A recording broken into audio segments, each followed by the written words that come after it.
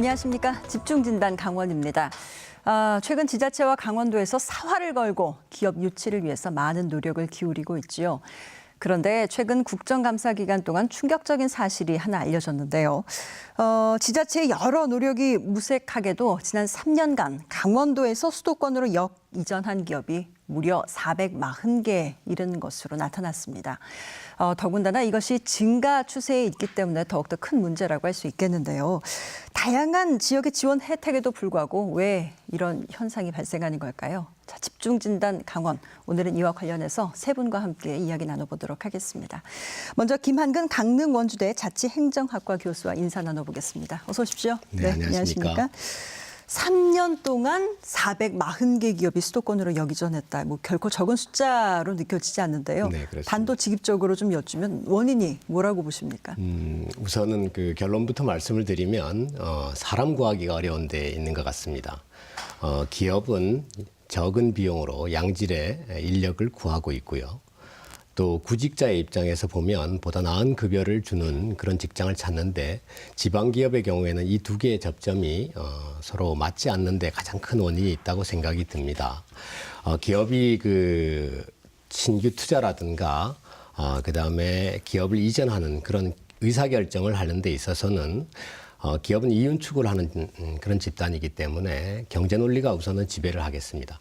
그래서 그런 면에서 우리 강원도를 보면 투자 환경적인 면에서 연관 산업의 집적도라고 하는데요. 소위 클러스터 문제인데 이게 이제 형성이 잘 안 돼 있고요. 또 하나는 그 양질의 인력들을 구하기가 어려운 문제가 있습니다. 요즘 30, 40대에게 가장 주요한 관심인 교육 문제에 있어서도 우리가 수도권에 비해서 굉장히 열악한 사정이고 의료 서비스라든가 문화 향수라든가 이런 부분에서 우리가 수도권과는 비교를 할 수 없는 그런 약점이 있고요. 좀 더 구체적으로 이번에 440개 이전 기업의 통계 수치를 보면 사실 요거는 이제 국세청 통계 자료입니다. 근데 전체적으로 보면 이제 건설 업종이 많이 이전을 했습니다. 예. 그래서 지난 3년간의 본사를 수도권으로 이전한 기업들을 보면 강원도가 약 440개, 그다음에 호남과 경남권이 각각 900개여 개가 되고요. 그다음에 이제 대전, 충남권이 약 한 700개, 제주도가 한 120개 이렇게 지금 통계가 나타나고 있는데요. 가장 중요한 것은 사실은 이 통계가 순수하게 수도권에서 이전한 기업들이 인센티브를 받고 다시 돌아가는 것이 아니라 기존에 있던 기업들이 사실은 여러 가지 요인에 의해서 수도권으로 본사를 옮긴 그런 통계가 되겠습니다. 알겠습니다. 지역의 환경적 한계에 근본적인 원인이 있다라는 얘기를 들어봤고요. 김한근 교수님께는 이 질문 좀 드려보고 싶네요. 기업들은 강원도에서 와서 기업 활동하기에 과도한 규제라든가 간섭이 행정기관의 간섭이 너무나 많다. 이런 목소리가 많았다고 들었습니다. 게다가 지역에서의 각종 모임과 단체 가입으로 기업 활동에 전념하기 어렵다라는 목소리까지 있었다고 하는데 이게 좀 어느 정도 영향이 있는 걸까요? 네, 아무래도 영향이 있겠죠. 사실은 행정 규제 문제는 사실 우리 강원도의 문제뿐만 아니라 특히 지방 기업들 같은 경우에 그런 어려움들을 많이 호소를 하고 있습니다. 그런데 이제 근본적으로는 지금 최근에 지방자치단체들은 굉장히 지방자치단체 공무원들의 마인드가 많이 열려 있고요. 과거와는 비교할 수 없도록 이전하는 기업에 대해서 어떤 인센티브라든가 마인드라든가 여러 가지 법령 이런 부분에 있어서 지원을 아끼지 않고 있는 것도 사실입니다. 근데 이제 가장 중요한 게 지금 아까도 말씀드렸죠. 교수님께서도 말씀하셨지만 지금 이제 우리가 기업에서 지원하는 그런 인센티브가 한계에 와 있습니다. 그래서 이제 관에서 그동안에 지원을 했던 투자 유치 촉진 보조금이라는 게 있는데요. 이거는 이제 국가에서 이렇게 하는 거죠. 지방자치단체는 조례를 개정을 해서 지방자치단체만의 이렇게 지원책을 이렇게 쓰고 있습니다.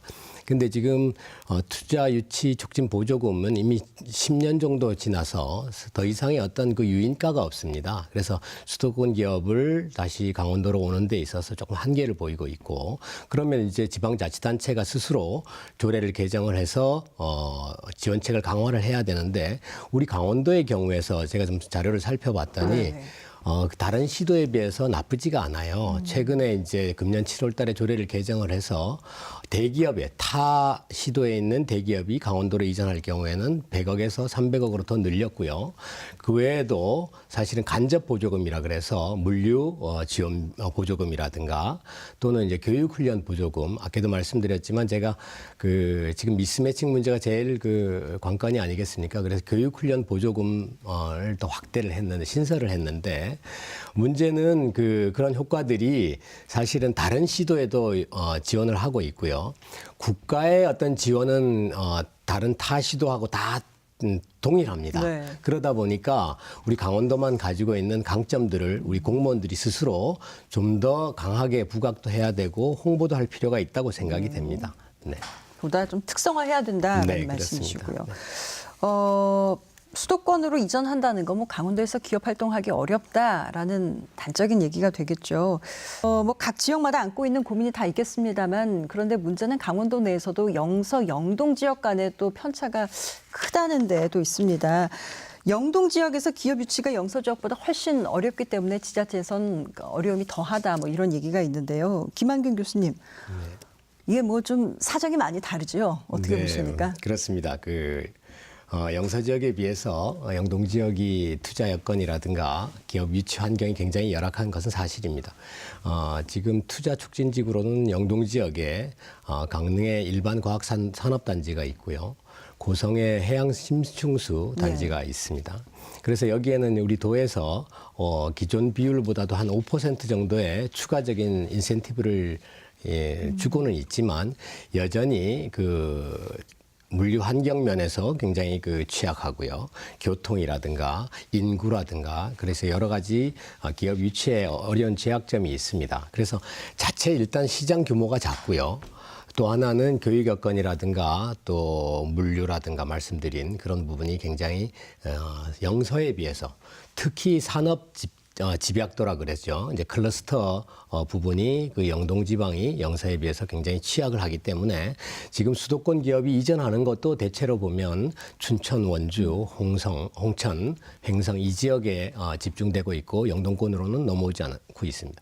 최근에 동계올림픽이라든가 동해안 경제자유구역 지정 때문에 기업 유치 여건은 약간 나아졌습니다. 네. 그렇지만 역시 한계를 지금 보이고 있고요. 그런 면에서 영동 지역은 지역의 특성화된 어떤 그런 산업들과 연계를 지어서 산화 경계가 잘 되고 있는 지역의 강점을 살릴 수 있는 산업에 집중을 해야 됩니다. 그래서 그런 게 이제 비철금속 부속 산업이라든가 기타 또 우리 바이오 관련한 것은 영서가 이제 강점을 가지고 있지만 해양 바이오라든가 해양 또 관련된 부분들 또 물류 비용이 안 드는 분야가 있습니다. 예, 그런 것이 이제 이를테면요? 물류 비용이 안 드는 대표적인 게 이제 IT 관련 정보통신 산업이 되겠고요. 예.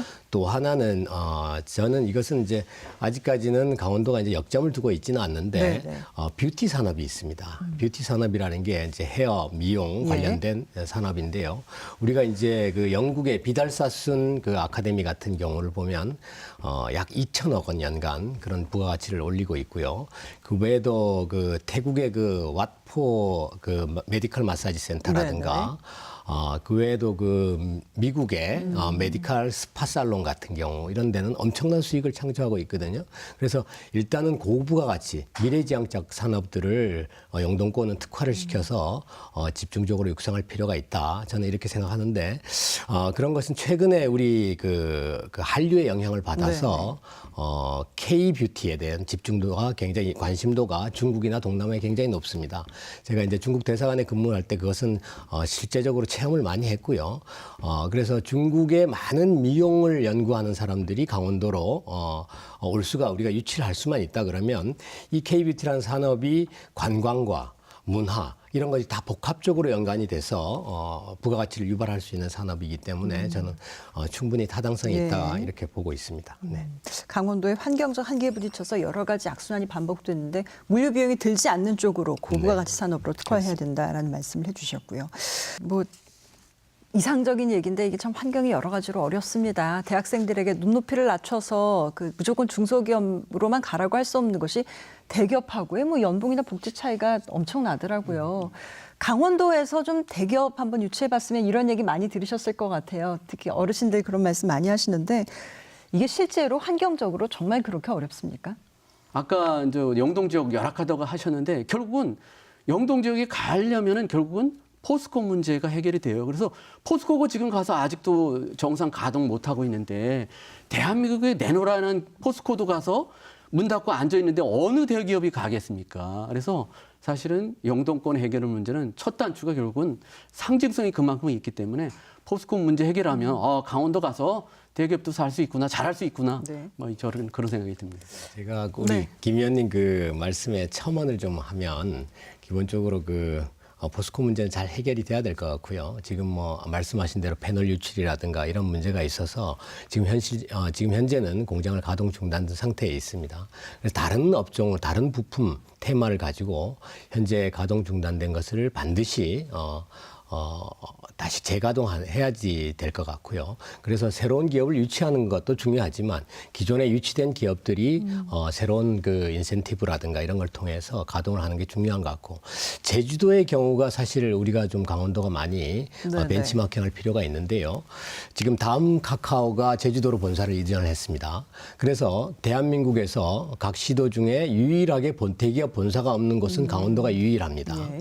그래서 왜 다음 카카오가 제주도로 본사를 이전했냐 하면 요즘 젊은 세대들에게 있어서는 가장 중요한 게 삶의 질입니다. 우리가 잘 아시다시피 구글이라든가 페이스북 같은 그런 기업체들은 종업원들한테 우리 그 회사원들한테 최고의 어떤 삶의 질을 보장하는 그런 환경을 제공을 하고 있습니다. 다음 카카오도 마찬가지죠. 제주도가 줄 수 있는 뛰어난 교육 환경적인 여건이라든가 힐링이라든가 뭐 문화 향유라든가 이런 부분에 있어서 타 시도가 주지 못하는 부분을 제주도 강점으로 내세운 거거든요. 근데 보시면은 우리 강원도는 청정의 환경이라든가 최근에 보시면은 아이콘인 뭐 힐링이라든가 이런 면에서 우리가 결코 제주도에 미치지 않고요. 또 어떻게 생각하면 어떤 분야에서는 바다도 있고 산도 있고 호수도 있고 이래서 어떤 면에서는 더 큰 강점을 가지고 있다고 생각합니다. 그래서 이런 부분을 우리가 집중 공략한다면 대기업 유치가 반드시 어려운 일은 아니다 이렇게 저는 생각을 하고 있습니다. 네. 그 무조건 뭐 수도권에서 멀어서 안 되니까 교통이 불편해서 안 되니까라는 생각을 버리고 예, 그에 상응하는 어떤 혜택이 주어질 때 이게 가능해 보이는데요. 근데 여기에 또 문제가 하나 더 있습니다. 최근에 수도권 정비 계획법 개정 등 정부와 일부 국회의원들 사이에서 뭐 목적은 경기 활성화라고 합니다. 이 경기 활성화를 빌미로 해서 수도권 규제 완화 움직임이 일고 있습니다. 지역에선 더욱더 불안할 수밖에 없는 상황인데요. 이 참 수도권 규제 완화가 지역의 기업의 역이전을 가속화시키지 않을까 우려도 많이 되고 있고요. 김만근 교수님께 좀 여쭤보죠. 국회 법제실장 등 국회에서 좀 오랫동안 활동을 하셨으니까 더 잘하실 것 같습니다. 이 법안들이 과연 좀 문제가 없습니까? 네, 결론부터 말씀드리면 문제가 있습니다. 지금 20대 국회가 들어와서 약 8건의 규제 완화 관련, 수도권 규제 완화 관련 법들이 발의가 되었습니다. 이 중에 사실 규제 완화와 관련된 법은 한 6건 정도가 되는데요. 그 중에 5건이 한 건은 아예 수도권 규제를 폐지하자는 법이고요. 4건은 일부 규제를 완화하자. 그런 내용이고 한 건 정도가 충북과 우리 강원도가 연계를 해서 변재일 의원이 대표 발의를 했는데 오히려 수도권 규제를 강화해야 된다. 이렇게 지금 법안이 발의가 됐습니다. 아시다시피 수도권 규제 완화 법률의 이 입장 차이는 법의 전쟁이라고 부릅니다. 소위 국회에서는. 그래서 이게 여야의 문제가 아니고 수도권과 비수도권의 어떤 그 입장 차이로 굉장히 큰 이견을 보이고 있는데요. 사실은 이게 이제 19대 국회에서도 13건이 발의가 됐었고요. 또 여러 가지 이제 뭐 관련된 법들이 많이 발의가 됐거든요. 네네. 그런데 그 핵심은 뭐냐면 지금 최근에 다시 이런 법들이 지금 얘기가 되고 있는 이유는 뭐냐면 정부가 추진하고 있는 그 수도권 규제 완화 정책과 맞물려서 물론은 이제 경기 활성화죠. 그러다 보니까 이제 메가 시티가 아무래도 경기 활성화에 보다 쉽게 반응을 하기 때문에 네. 정부 입장에서 보면 수도권 규제 완화를 풀어서 지금 침체된 경기를 살리겠다라는 게 이제 목적입니다. 그런데 이 수도권 규제법이 사실은 1982년도에 제정이 돼서 우리 경우에는 한 30년 됐지만 영국이라든가 지금 프랑스, 일본 정부가 모델로 들고 있는 법은 사실은 1938년부터 그리고 또 1955년, 56년 동경, 런던, 파리가 이미 시작을 해서 네. 최근에 와서 2000년 이후에 이 법의 규제 완화를 지금 비로소 논의하고 있고요. 또 수평적으로 비교할 수 없는 것이 이 지역들은 약 수도권 집중도가 약 10%에서 30%밖에 안 됩니다. 근데 우리의 경우에는 보시면은 11.8% 정도의 면적을 차지하는데 대한민국 국민의 50%가 살고 있고요. 그리고 여러 가지 이제 10인 이상 종업원을 가진 기업체 또 마찬가지로 48.8% 정도. 그다음에 외국인 투자로 보면 최근 5년간에 약 65%, 400억 불 정도가 되면 그러니까 비수도권의 2배 이상을 차지하고 있습니다. 예. 그러다 보니 사실은 액면적으로 수평적으로 비교를 해서 수도권의 규제 완화를 틀어서 비수도권의 희생을 통해서 경기 부양을 시킨다라는 것은 사실은 모순점이 있고요. 네네. 보다 좀 장기적으로 봐야 될 것 같고요. 우리 헌법에서 123조에는 명시적으로 국가의 의무를 명시하고 있습니다. 지역 균형 발전과 지역 경제 활성화를 하고 있기 때문에 국가가 단기적인 어떤 처방에 급급해서 수도권 규제 완화를 논할 것이 아니라 멀리 비전을 보고 균형 발전을 통해서 국가 경쟁력을 도모하는 것이 예. 훨씬 더 미래지향적인 저는 정책이라고 이렇게 생각을 하고 있습니다. 그 지역 불균형이 극심한 우리나라 상황에는 전혀 맞지 않음에도 이제 일각에서 좀 무리하게 추진되고 있는 분위기인데요. 박상규 교수님께서는 관련해서 어떤 의견이세요? 정치적 논리에서 결론적으로 말하면 현재는 뾰족한 어떤 대책이 없다라고 이제 보는데요. 수도권 규제를 완화를 꼭 해야 된다라고 하면은 과도한 규제로 인해서 개발을 못하는 강원도는 2배 이상으로 규제를 풀어줘야만이 공평하다라고 이제 보고 있습니다. 네. 강원도는 뭐 산림이라든가 환경 문제라든가 군사 문제라든가 이런 것들이 42개 개별법에 의해 가지고 전체 면적 상당 부분을 개발을 못하게 하는 이런 전 불이익을 이제 받고 있고요. 그래서 우리나라 경우에도 뭐 몇 년 전에 일본에서 유행했던 지방 소멸이라는 이런 게 있는데 결국은 이런 것도 우리 강원도의 지방 소멸 위험성이 매우 커지고 있다라고 이제 보는데 대도시 인구가 이제 몰리면서 지방은 그만큼 황폐해지고 예. 그리고 젊은이들이 이제 대도시에 이제 취업을 하러 가면서 따른 지방에는 이제 고령층만 살고 네. 그러다 보면 이제 저출산 뭐 이런 걸 통해 가지고 지방이 소멸하고 있다라고 보는 거죠. 그래서 강원도에 대한 어떤 특별한 어떤 규제 이런 혜택 문제를 소위 지방과 수도권의 어떤 지방 균형 발전을 위해서 한번 함께 이제 봐야 된다라고 이제 보고 있습니다. 김한근 교수님께서는 어떻게 보실까요? 네. 일각에서는 오히려 이것이 수도권 규제 완화를 가속화시킬 것이다. 뭐 이런 좀 정반대 목소리도 있는 네, 것 같은데 그렇습니다. 네. 어떻습니까? 지금 이 법안의 사실 풀네임이죠. 지역 산업 전략 산업 육성을 위한 규제 프리존 지정과 운영에 관한 특별법 이런 긴 이름인데요. 우리가 통칭 이제 규제 프리존 특별법 이렇게 얘기를 하고 있습니다. 이거는 이제 말씀하신 대로 19대 국회에 발의가 됐다가 폐지가 됐습니다. 자동 폐기가 됐죠. 대말 폐기가. 그리고 20대 국회가 시작하는 날 새누리당 여당 의원들 125인이 전원이 서명을 해서 의원 발의 입법으로 제출이 됐습니다. 그렇지만 사실은 이제 정부가 제출한 우회 입법의 형태고요. 이거는 이제 지금 정부가 추진하는 핵심 과제이고요. 아베노믹스 일본의 롤 모델을 벤치마킹해서 하고 있습니다. 이제 보시면 지금 우리 지금 화면이 좀 자료를 잡아지죠. 갖고 나오셨는데요. 네. 여기 지금 시도별 지역 전략 산업에서 총 21개입니다. 네. 그래서 강원도의 경우에 스마트 헬스케어하고 말씀하신 대로 우리 위원님께서 말씀하신 대로 관광이 되겠습니다. 제가 우려하는 것은 그렇습니다. 지금 타 시도의 경우에는 사실은 큰 반대가 없습니다. 근데 이 두 가지 스마트 헬스케어에 관해서는 약사법 특례 예. 또 그다음에 의료법 특례가 적용이 돼 있거든요. 그래서 사실은 약사회, 대한약사회, 대한의사회에서 지금 조항에 대해서 명시적으로 지금 반대를 하고 있고요. 부대 사업하는 부분에 대해서 그렇습니다. 또 하나 관광에 관해서도 지금 보시면 부산시가 지금 해양 관광을 하고 있고요. 예. 우리는 이제 산악 관광이 줍니다. 그래서 19대 국회 법안과 20대 국회 법안이 다른 점은 유일하게 산악 관광이 들어갔습니다. 이것은 사실은 우리 강원도가 굉장히 노력을 해서 산악 서대관령 쪽에 산악 관광을 활성화하겠다. 이게 네. 스위스의 이제 융프라우 모델이 되겠습니다. 근데 지금 아시다시피 산림 관광에 대해서는 굉장히 규제가 많기 때문에 우리가 이것이 실현만 된다면 굉장히 큰 혜택을 볼 수는 있습니다. 그런데 문제는 여기에 대해서도 환경단체가 강하게 반대를 하고 있고요. 만약에 법안 이제 25일 날 법안이 상정이 되는데요. 기획재정위원회에 됩니다. 그래서 이 지금 각 상임위원회에서 논의될 사항을 한꺼번에 묶어서 규제 프리존 특별법이라 그래서 기획재정위원회에서 일괄 타결이 될 가능성이 많습니다.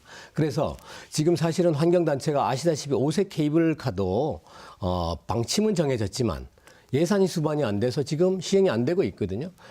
마찬가지로 백두대간 보호법이 있고요. 그다음에 산악관광도 환경론자들의 주장들이 조금 과대 포장된 부분도 있습니다. 그래서 산악관광열차 이런 부분에 대해서 굉장히 그 우려를 많이 하고 있기 때문에 아마 심사 과정에서 제 개인적인 견해이긴다마는 가장 먼저 손을 댄다 그러면 이 부분이 우리 두 가지 강원도에 해당되는 사항이 되지 않을까 싶습니다. 또 하나 개인정보 보호에 관한 CCTV 활용 등이 있는데요. 네. 이 부분은 크게 사실은 접점이 있을 것 같고요. 그렇게 되면 다른 시도들은 다 혜택을 이 규제 프리존 특별법에 의해서 혜택을 보는데 네네. 우리 강원도는 핵심 과제 두 개가 예. 사실은 혜택을 못 보기 네네. 때문에 이 규제 프리존 특별법이 강원도에는 사실은 의미가 없는 범준이 될 수 있습니다. 이 점에 대해서 우리 강원도와 도의 정치권이라든가 이 법안의 진행 과정이라든가 심사 과정을 유심히 살펴야 될 것 같고요.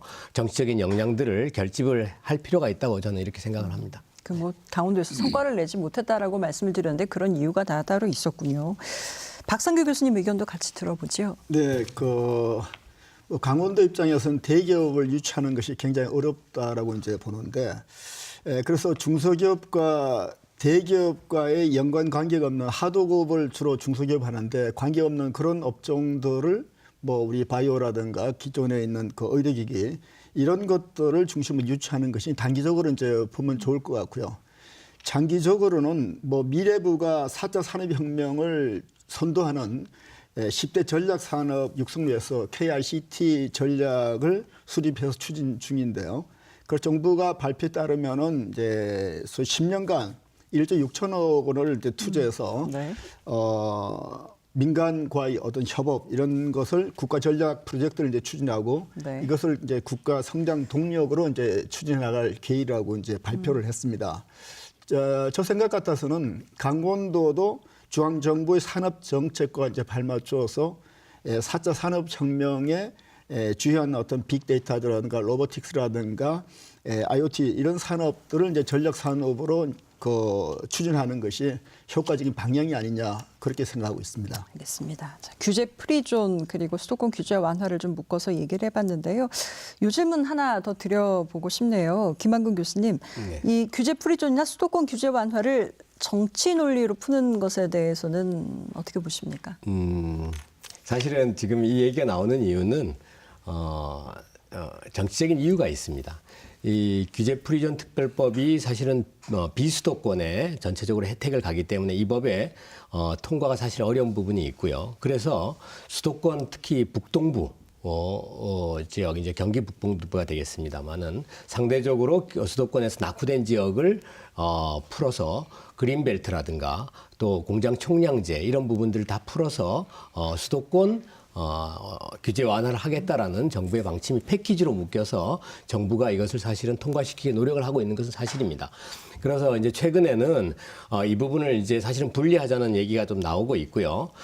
통과 가능성이 규제 프리존 특별법은 상당히 높습니다. 왜냐하면 큰 이견이 없기 때문에 사실은 이 몇 가지 이제 반대 의견을 조율만 한다 그러면 그래서 정치 논리 얘기를 하셨는데 사실은 이 부분에 대해서 규제 완화가 수도권 규제 완화가 된다 그러면 우리 강원도 특히 이제 우리 수도권과 맞아 있는 접경을 하고 있는 지역은 직격탄을 맞을 수밖에 없습니다. 그래서 충북 지역이라든가 우리 강원도 쪽에 정치권이 또 도와 각 도와 지역 발전 그 특별위원회가 지금 협의체가 있거든요. 네. 자치단체장과 광역자치단체장과 국회의원들이 협의체가 있기 때문에 공동의 연대 노력을 통해서 수도권 규제 완화를 막을 필요가 있고요. 또 모두에도 제가 말씀드렸지만 사실은 이 부분은 상당히 고도의 정치적인 부분이고 단기적으로 선거가 앞두고 있는 시점에서 수도권 표가 중요하지 않겠습니까?